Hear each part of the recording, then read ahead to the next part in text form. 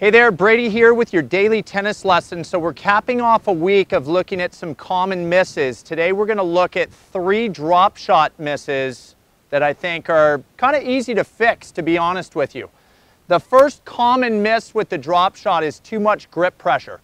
This is a feel shot, and too many players, I think, have most likely high expectations. They know it's a touchy little shot. Their expectations are high to make this ball bounce twice before their opponent can get to it. Creates a little bit of tension, and therefore the grip pressure on the racket is entirely too tight. All right? I've always thought it's kind of a simple thing to follow, as you got scale of 1 to 10, 1 being really loose on the handle, 10 being extremely tight. A drop shot, when you execute it, you should be at a 2 or a 3 on the grip. Really nice and loose, creating a lot of feel with your hands as the ball hits the racket. The players that are missing the drop shot with regard to tension on the grip are squeezing the racket too tight. And that might not entirely result in you missing the shot. It might go in the court, but by squeezing a drop shot too tight, the fact that the strings are as open as they are, you're likely to send a floater out there much deeper than you'd like, and now your opponent has a sitter probably to just come in and crush off of you. So in order to start hitting that ball shallower, play less grip pressure on the racket. It's going to be a really easy, cool fix for your drop shot.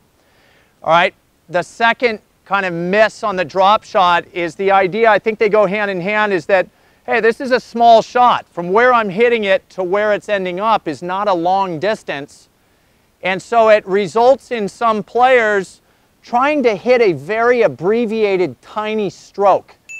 And in my book, because it's a feel shot, because we're not using a lot of racket speed, we're not using a lot of grip pressure, if we were to combine that with a really tiny swing, the ball's just not going to go anywhere. You will miss your drop shot in the net over and over if you're trying to just cradle the racket and not allow for some extension and release through the ball.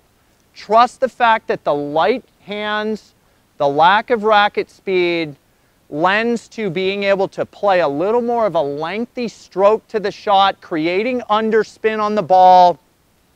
It really is not the shortest swing in my book, okay? Definitely I'm playing like a firm stick volley, a lot more compact, then I'm going to play a drop shot. So start to allow for a little more release of the racket to get under that ball and get that nice underspin rotation going.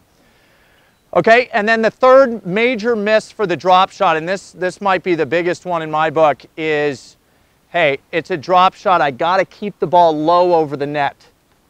Totally common mistake, and it's definitely a mistake.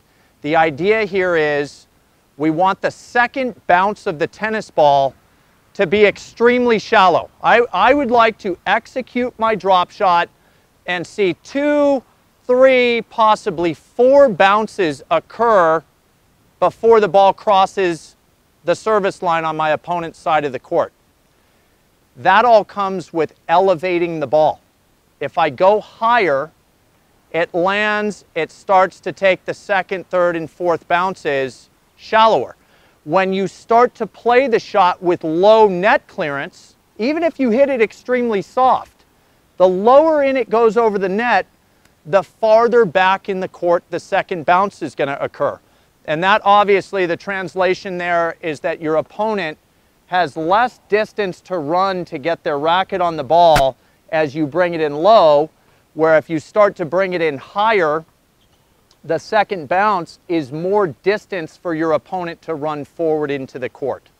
All right, drop shot is such a cool shot. I would highly suggest just going out, practicing that feel, practicing lengthening out that swing, and starting to play for this higher kind of trajectory shot to start to see this ball land shallower. Super fun shot, just needs a little bit of work for you guys to avoid those 3 kind of common mistakes or misses that we see all too often with the drop shot. Okay, and that's all I got for you today. Hope that was super helpful. Please click like below this video. And if you have not subscribed to our channel yet, please do so. as well as check down below me in the description of this video. You'll find the link to 3 free courses Mark and I have put together. I think you'll find those really helpful as well. All right, so until next time, be well, and we'll see you soon at DTL.